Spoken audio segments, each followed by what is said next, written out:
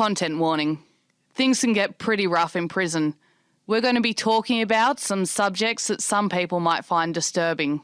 Hi, I'm Amelia Saw, and this is On Guard, a podcast about what really goes on inside prison.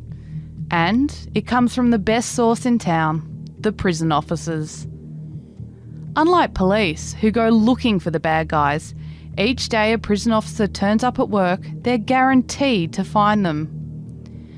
Imagine doing a job where every shift was spent rubbing shoulders with Australia's worst criminals. These are the heroes who keep the country's rapists, serial killers and child molesters exactly where the rest of us want them, locked away in prison. But you don't walk away from a job like that unscathed. These guys have got stories. Most of them are shocking, some of them are tragic, and others are just bloody funny. The one thing I can guarantee is that you've never come across anything like it. Tony Burley is used to putting himself in the firing line. He worked in corrections in Tasmania for 21 years and was especially trained as part of the tactical response group. That meant when a riot broke out, it was Tony who arrived with tasers and tear gas to restore order. In one of the most extreme instances, he worked for 3 days straight while a prison officer was being held hostage inside the prison. He's had to subdue plenty of dangerous prisoners, and he's even looked after mass murderer Martin Bryant. Although according to Tony, the most interesting thing about Bryant is the extreme lengths he'll go to for a chocolate bar. Tony, thanks for coming on. How are you? I'm pretty good, thank you. So listen, I have been doing a bit of research into your previous workplace, and I found this description on a website called the Tasmania Times, and it says, Tasmania currently has one maximum security prison, Her Majesty's Prison Risdon. Risdon Prison is a cold, grey, bleak place wrapped by wire fences that are adorned by rows of razor wire, secured by heavy metal doors with remote-controlled locks, a place where personal security alarms must be worn by visitors and staff alike. That sounds lovely. Did you like working there? Wasn't that bad. And that's a lovely description. And it is grey and cold. Is it? And you do have to wear personal alarms, even though they don't work, but still that's another story. It's more than one maximum security prison in Tasmania, and everyone gets that wrong. Do they? Yeah, and the Risdon Prison Complex is a combination of medium and maximum, and high security. Yep. Okay, and let's go back to the personal security alarms. What are they, around the neck? What are they, little buzzers or something? Attached to your belt, and what happens is whenever you leave a corridor or enter a corridor, it registers you going through a particular door. And then it won't register again until you get to the end of that particular corridor or go through another door, so it doesn't actually know where you are. Whereas our older system prior to that, in the old Risdon prison, it was a triangulated device. So if the alarm went off, if I was a supervisor in what was called the camera room, I would be able to pinpoint where the alarm went off. Whereas in the current prison, you know the last door the person went through. Right. So, if someone really wanted to do you some damage, there'd be quite a few minutes before someone got to you. Is that what you're saying? Well, if it's a long walkway, they can do some damage to you at the end of the walkway before you go through the next sensor. Oh, right. Mm-hmm. But visitors have to wear them as well, is that right? No, official visitors. I see. Yeah, visitors in the visitor centre don't have personal alarms. Sure. But what they would mean by visitors is lawyers and other official visitors. If you're wondering why personal alarms might be necessary, here's a few incidents that went down while Tony was working at Risdon Prison. In one particularly shocking episode, he was stabbed in the neck by high-profile inmate Adrian Pickett, an armed robber who committed a series of violent offences while inside. 6 prison guards have been taken to hospital after a riot in the maximum security section of Risdon Prison. And in a second incident, a prisoner was held hostage for 2 hours. The officers were assaulted by up to 6 prisoners during routine checks this afternoon. A spokesman says other staff called to the scene were attacked and the inmates vandalised the building. Officers from the prison's tactical response group used a chemical agent to subdue the prisoners. The officers sustained mostly facial injuries and none are life-threatening. The response group then had to deal with another incident in the maximum security courtyard when an inmate held a weapon to another prisoner's throat and held him hostage for almost 2 hours. Officers used force to subdue the inmate, but no one was hurt in the second incident. A unit at Hobart's Risdon Prison remains locked down after a brawl between inmates. The prison's tactical response group was called in to break up a fight between several prisoners yesterday. It's been revealed just 2 hours after 2 guards were taken hostage at Risdon Prison, there was another outbreak of violence. 7 inmates went on a rampage in a medium security unit last night. They destroyed property and 1 prisoner received minor injuries. The tactical response group had to be called into action. Earlier, they rescued 2 prison guards who received minor injuries when they were taken hostage in a maximum security unit. You were part of the tactical response group. Yes. What does that mean? What does the tactical response group do? We're required to react to any disturbance in a prison, prisoner movements, high security prisoner movements within prison to other prisons and even to and from court. You know, for example, I've been on a prisoner escort to court in Burnie. So we have a high security escort with TRG people, and we usually go into court armed with tasers and chemical agents that are hidden, of course. But and when we do those escorts, you're usually cuffed or completely one-on-one with the prisoner, so there's no leeway. It's close quarter escorting. So you were just there to make sure if anything kicks off, you've got a little something up your sleeve. Yes. Usually, if a disturbance happens or a riot, etc., whoever's on duty instigates the process by going to the TRG ready room and kitting up and taking several prepared bags of weaponry and munitions to various locations and set up ready to go until the other people come in. And with the court escorts, I'm guessing that's only with a prisoner who's got a particular reputation as being very violent or dangerous. Yes, it could be someone who's violent or dangerous, or somebody who may need certain protections. Okay. From outside. Can you give me an example of someone? I can, but I can't remember his name. It was a murder in the northwest coast, and there were a lot of emotions in the scenario with people still on the outside who could attend court. So you take this person in, and there is a danger in the courts because the courts don't have necessarily police security or any other security. They might have a couple of security officers on the front door. That's about it. Right. And did anything happen? No. Oh, disappointing. Tony. Apart from the media coming out the back and taking photos of us as we're trying to do a runaway, but yeah. Yeah, right. Oh, the media, don't trust them. Mm-hmm. Hey, and I recall a murder trial in Burnie where I went for about 3 weeks, and I was involved every day because the 3 defendants had to be kept away from each other because they're all blaming each other, etc. So you get situations like that as well that you have to be ready to deal with. So you mentioned a taser before. Mm-hmm. To most of us, we see tasers in movies and they're kind of like a ninja weapon device that someone jumps out of a hallway or a corridor and zzz, someone else and they fall to the ground. Is that actually what a taser does? You can be tasered in 2 ways, by firing the weapon at somebody and prongs come out attached to wires and stick into you at various points.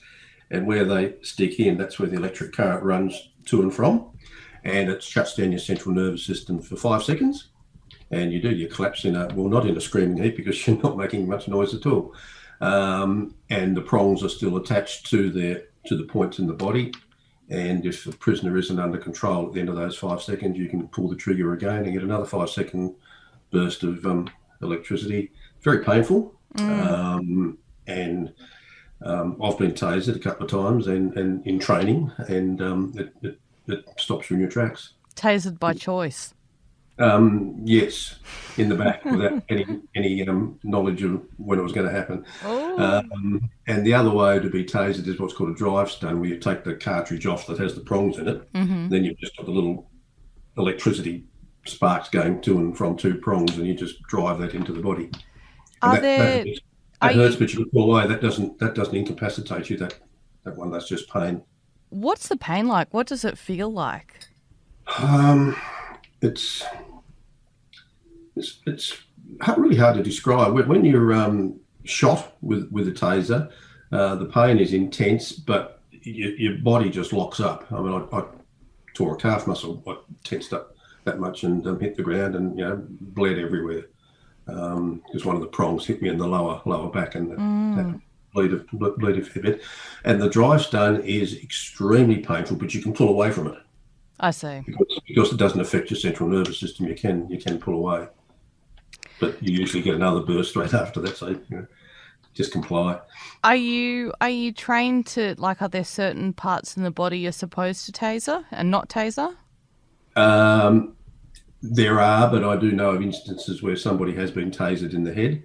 Oh my God. And I was an incident controller for that particular situation, so I was viewing it all on a monitor and directing traffic, etc. And the prisoner had flooded out a unit and was trying to hide behind a mattress that he was carrying around as a shield, and the taser went over the top and got him in the head. And the prongs separate, so you got one point there and the other point a few degrees further away. So, and that was quite awful to watch. Yeah. The water involved as well. He was still agitating after the shock had finished, basically. But that was his choice. They're all given a choice. What was his? To not comply. Yeah, you give an X amount of seconds to comply, or force will be used against you. It's not maybe ifs or but, it's will be. Yeah. And so, did that cause permanent damage? No. Right. He's still out committing crime. So he's still going along story. Oh, that's good to hear. He's still working his criminal magic. Yep. So you basically put your hand up to be like, when there's trouble, call me, which is a pretty brave thing to do in a place where there's probably quite often trouble. Tell me about, one of the most memorable riots you might have been involved in. Well, there were a couple. I recall one, it was Easter. I was just opening a bottle of wine at home and got the phone call. So, away you go. And I think the disturbance was at the Hobart Remand Centre. Several people had smashed the place up, and we're on a bit of a destruction path. And so first you have to go to Risdon Prison to the tactical response group, kit up, etc., then jump on a bus and head over to the disturbance. I missed the bus and had to get changed and drive over in my own car, and so I parked out in the street. And it was like Batman getting out of the Batmobile and going in through the front door. It was really quite bizarre. But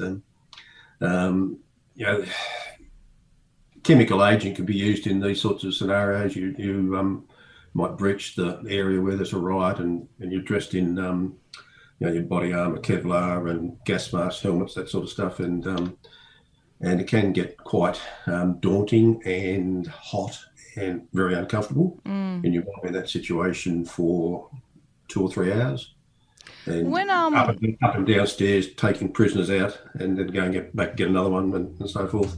The term riot is obviously quite large and encompassing. What types of things might people be doing in a riot? Like, for example, in that, what did you walk into? What did you see or hear? Doors smashed in, people walking around armed with anything they get their hands on, pots of boiling water, anything that they can turn into a weapon. What were they rioting about, do you know? They probably don't know themselves. It's probably, better food, better conditions, or, fluffy pillow, whatever. How often do things kick off in Risdon and turn into a riot? You don't get any warning, and there have been a few in the old Risdon prison. We had quite a few situations where we've had to go in as TRG and fill whole units full of chemical agent using 40 mil rocket launchers, that sort of stuff. You just fire all this stuff in, and I remember one area, I think it was Division 4 in the old Risdon prison. It was overcrowded. It was double the amount of prisoners that should have been in there, and we had to pump a lot of chemical agent into that area and then find the perpetrators. And I remember moving forward in line, and fallen bodies were dragged out, etc., and taken away by other people while we kept moving forward. And I just recall seeing a mound of, it looked like bodies just piled on top of each other, but they were obviously just under the effect of chemical agent and trying not to be in trouble. What does the chemical agent do? So what would it physically... Simple description is tear gas. So, but I mean, I've never been shot in the face with tear gas, thankfully. Not yet. I have. You can work your way through it. I mean, we're trained to see how we go without gas masks on. I think I lasted 1 minute and 30 seconds. It's pretty good. Before I come up a blubbering idiot. So what? So obviously it makes you it makes your eyes run. Eyes water. Yep. Affects your respiration. So does it hurt your throat, kind of like you're breathing in? No, probably just like you've had too much of a hot drink of coffee or tea. It's not that bad. And once you turn around and face the breeze or put some fresh water in your eyes, it goes away. Right, but it's pretty instant, I'm imagining. Once you push the trigger. Yeah. It is, and once you clear a yard like we had to do then you may have 50 cells that you have to go to each cell one after the other and do a clearance of that cell in case there's anybody hiding. So you've got to go into a cell and check under the beds and close that one off, move to the next one. So it gets quite involved when these sort of circumstances happen. Yeah. A lot to do. Yeah. So, Tassie prisons, they're in the news at the moment. There's a lot of, seems like there's a lot of kind of unrest with correction staff. You mentioned before overcrowding of prisons. I know you retired several years ago, but what do you know about what's going on at the moment in these prisons? Well, there is overcrowding in that they built a new prison and they didn't build it big enough. Mm-hmm. They had maximum security units, Derwent Alpha and Derwent Bravo, and the 26 cells in each. So they only catered for 50 general population maximum security prisoners and over 100 or 200 medium security prisoners. Mm-hmm. So what will happen is people will be going to medium security that should not have been there. I see. It's as simple as that. And then people are moving out of the medium security to the old Risdon prison, which is now the Ron Barwick minimum security prison, mm-hmm. where there have been a few escapes as well. So people are getting sent to locations where they shouldn't really be. Is that playing out with kind of assaults on staff? And yes. Yeah. Yep. Now, medium security has had a few incidents over the years where you may have up to 200 prisoners out in the open with 7 officers. And that can be quite heavy if you've got the wrong mix in that facility. Yeah, I can imagine. In terms of your most dangerous, now, obviously the one that everyone knows and associates with Risdon is Martin Bryant. All Australians tonight share the horror of the Port Arthur massacre. 35 people are dead, 18 are injured. Police have now named the mass murderer. He is 28-year-old Martin Bryant. Carnage is the simple way to describe it. It's probably the only single word that I know that would describe what was experienced in there. One man saw the gunman play a deadly game of cat and mouse, chasing terrified tourists through a car park, shooting them as they hid in buses. Shot people in the bus, went out of the bus, chased people. The worst part I felt, one of the worst parts was he chased people around the bus. People hid under the bus to try and avoid him, and he got down underneath and actually shot them hiding. When I brought him up with you earlier, you said this is the guy who's not dangerous. He's people use the term dangerous prisoners, and I accept that term because there are dangerous prisoners, but there are also dangerous criminals mm-hmm. who aren't dangerous prisoners. I see. quite simple.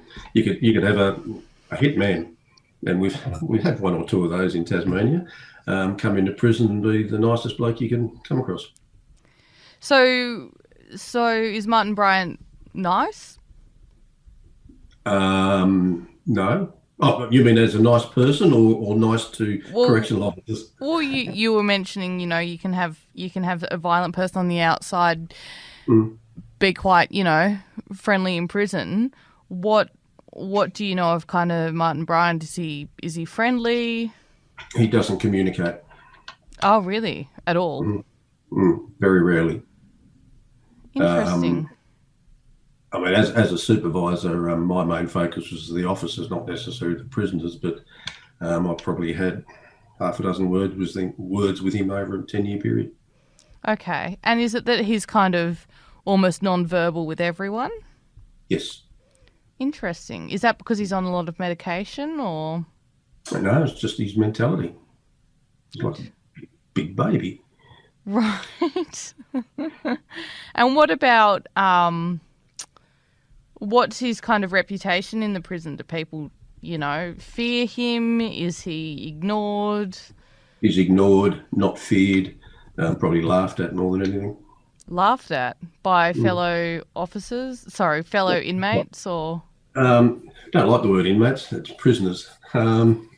For some reason, inmates should be linked to mental institutions, not necessarily prison. Okay, we'll call them prisoners. Legislation. I have this argument with managers all the time. Legislation states you're either a detainee or a prisoner.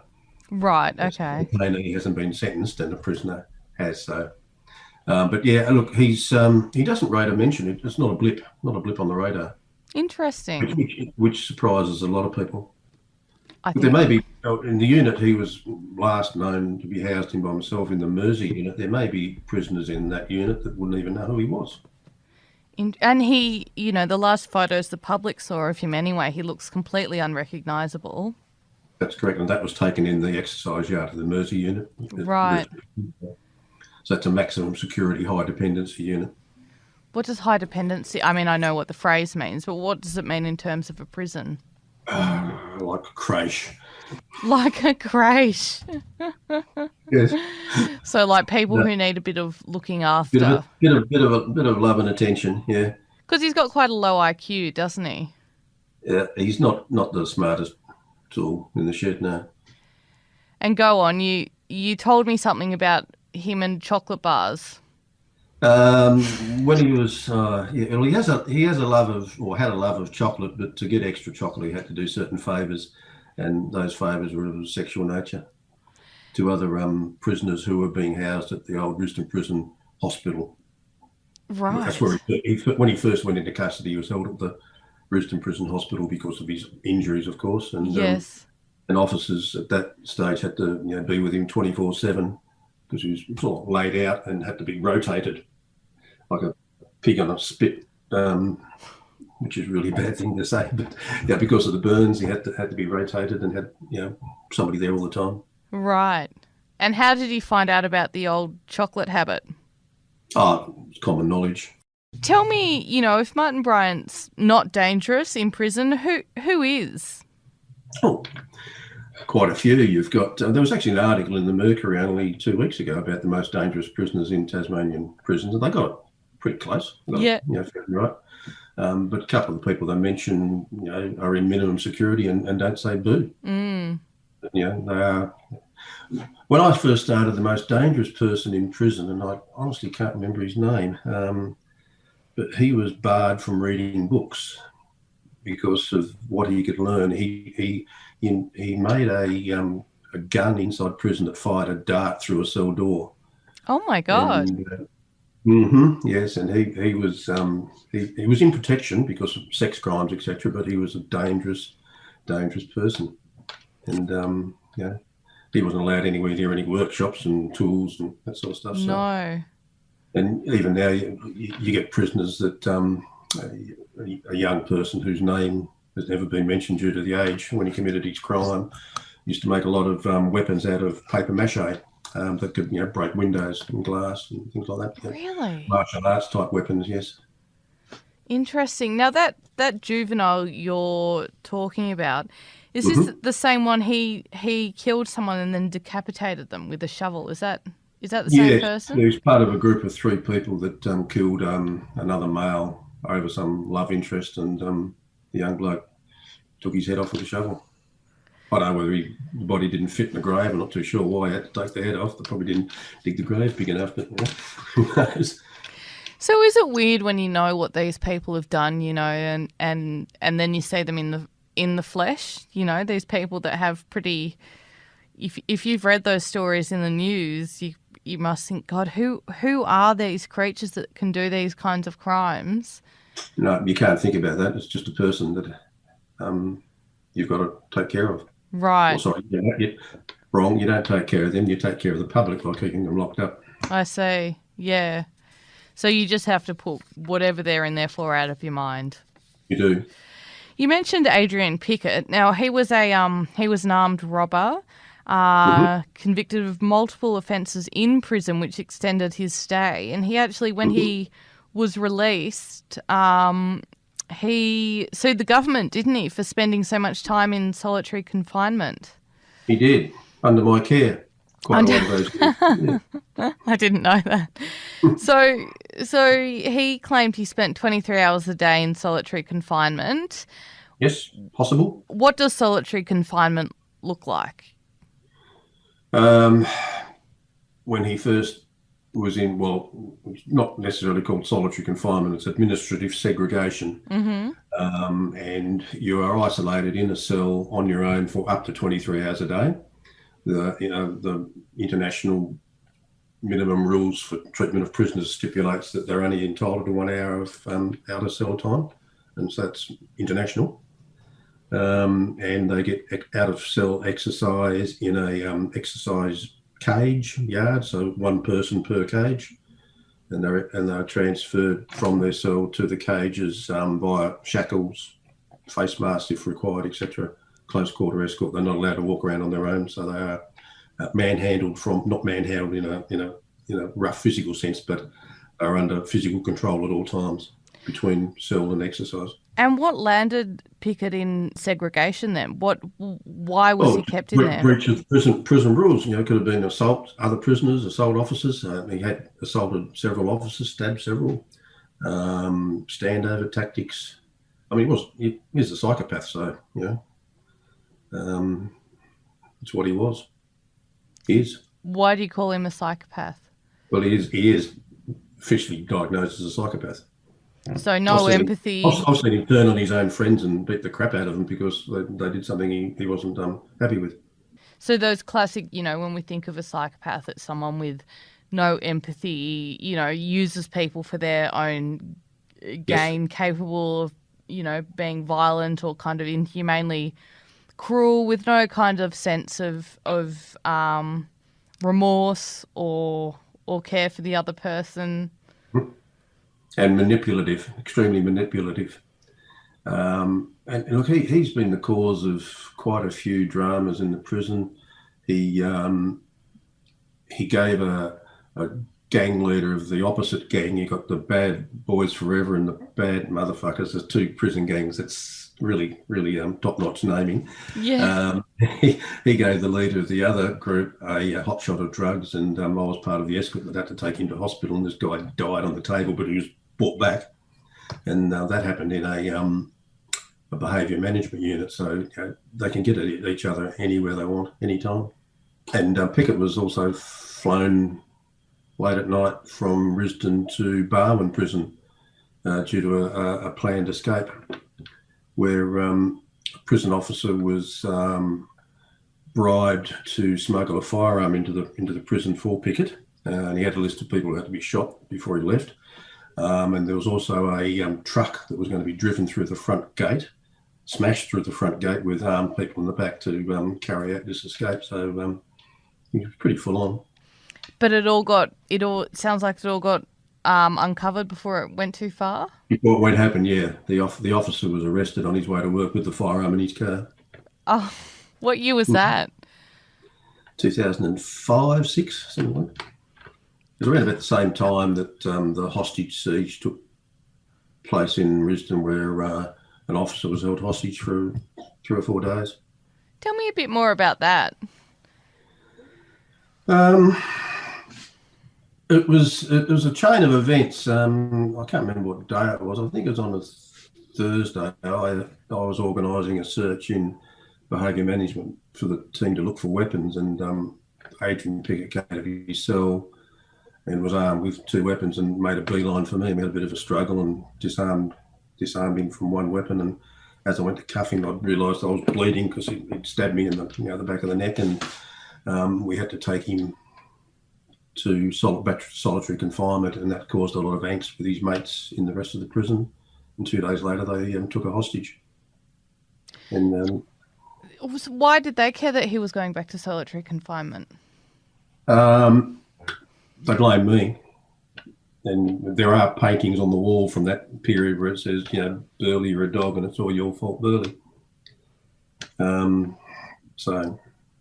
But wait, sorry, just so I'm clear. So they wanted him around? They didn't want him back in solitary confinement, and they didn't, because he was trying to, what they call, run the prison from being the top prisoner. Oh, he was like the top dog. Yeah, I don't know where that term comes from, because the term dog is derogatory in terms of prisoners. If you're a dog, you're the lowest of the lowest. So how can you be a top dog? I don't know.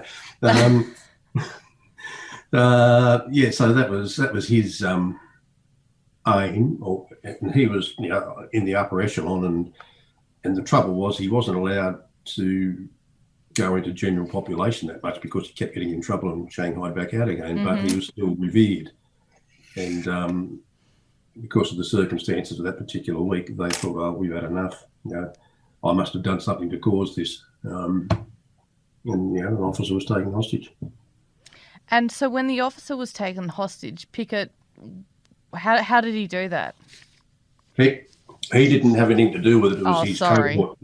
Yeah, his offsider, Conway Wayne Richardson, who was part of his armed robbery group. He was the mastermind behind the kidnapping. So an officer was just walking down a hallway, or do you know how it happened? They stormed the prison reception centre, and that's where the officer was working. And look, it was bizarre. We were on standby for 3 days without sleep. We were burning pallets in the courtyard to keep warm, and breaking into the prison store to get food to keep ourselves going. It was a ridiculous weekend. And because the department didn't feed or keep an eye on us, but and we had to go on, and the special operations group from Tas Police were also in the prison. Right. And so they might have gone through the back door, and we would have gone through the front door, and it was just endless negotiations. And every couple of hours, we all had to prepare for a storm the Bastille, and then things would get to a certain point, you back off, and then a couple of hours later, you'd be there again, ready to go. And apparently the prisoners themselves were having trouble with some of their own. There was a particular prisoner who was a little bit fiery, and the prisoners themselves locked him in a holding cell. Which was, he was out of control for them. He wanted to start chopping fingers off this bloke, so they locked him away. That 3 days, so does that mean all the staff had exited the building apart from the one who was held hostage? The parts of the prison were still operating, because I can't remember how many prisoners were in reception at the time, but all the other prisoners were still in their units, so people still manned those sorts of areas. But when things like this happen, the area is cordoned off, so yes, there might be a disturbance, but that's where it's contained. I see. Okay. The reception area, is that like literally reception, where people are entered into the prison? Yes, it's well, in that particular layout, it was the entry to the maximum security side of the prison. So once you come to the outer side of reception, you're in an open area and you have access to the front gate. Got you. And so a group of prisoners stormed the reception, presumably armed with makeshift weapons that they had somehow managed to fashion, and they grabbed this officer, a male or a female? Male. A male.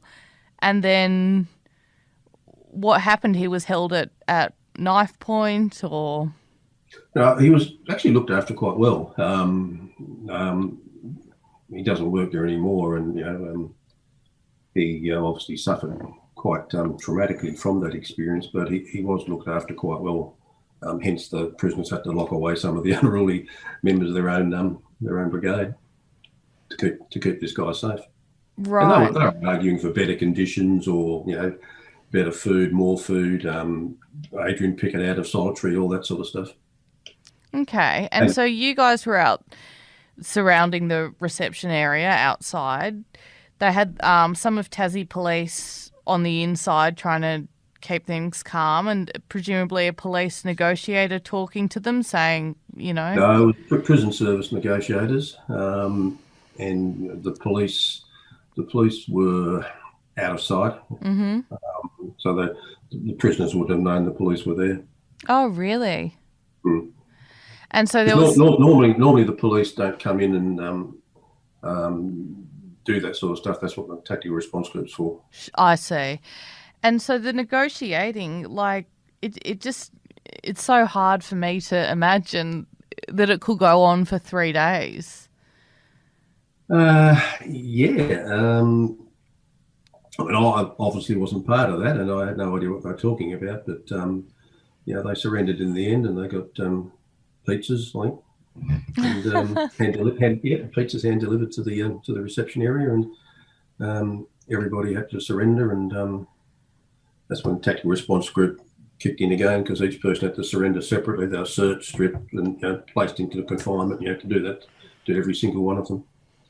Goodness. So when the situation's over, it's never really over. There's always something else to do. You have to contain those prisoners once that's happened.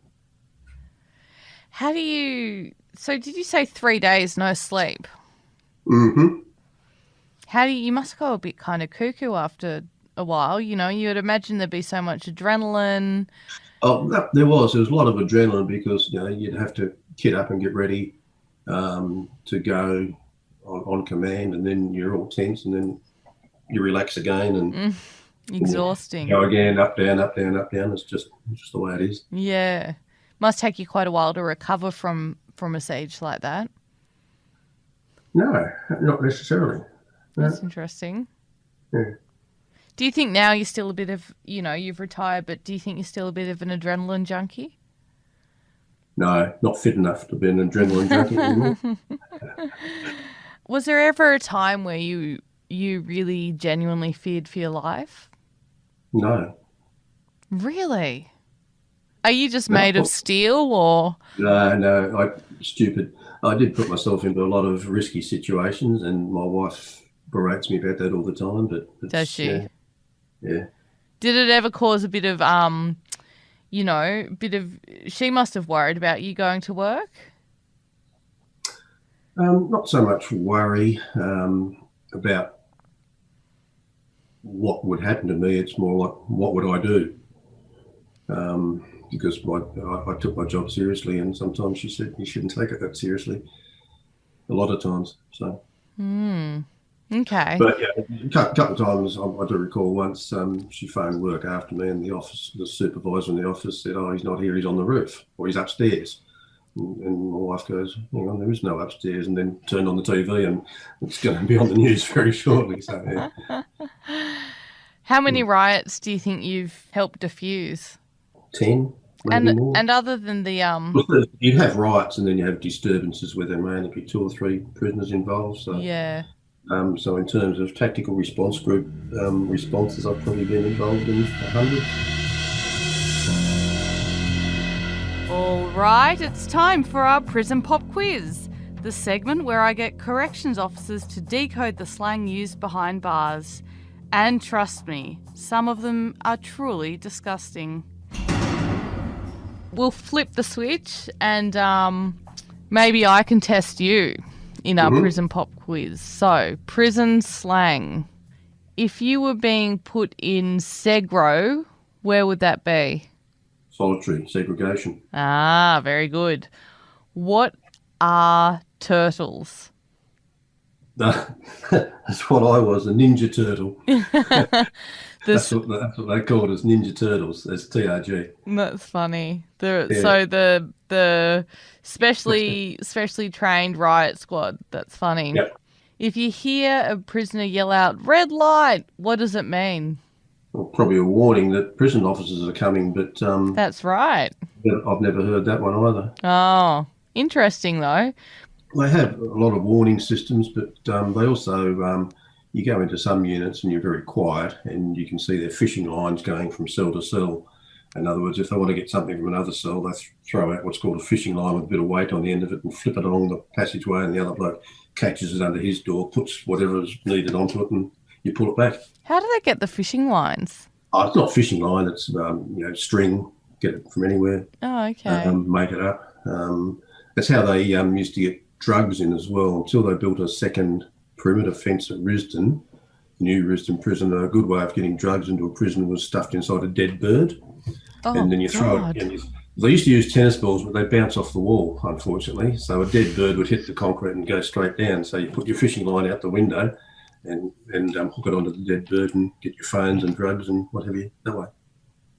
But That is truly foul, though. I mean, that puts a real different spin on taxidermy, doesn't it? It does, yeah. It's better than how they normally bring it in there. Hidden in all sorts of places. You'd be surprised. Tony Burley is one officer who wasn't afraid to put himself in the line of fire. He now works as a private investigator, and I have no doubt he takes on the job with just as much gusto. In our last episode, I meet Steve Bergovert. Steve spent 3 decades working in Victorian prisons, but his passion was all about releasing the bad guys back out into the world.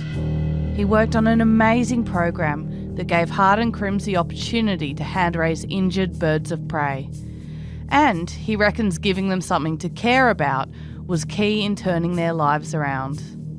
Oh yeah, and he's seen Chopper Reed naked.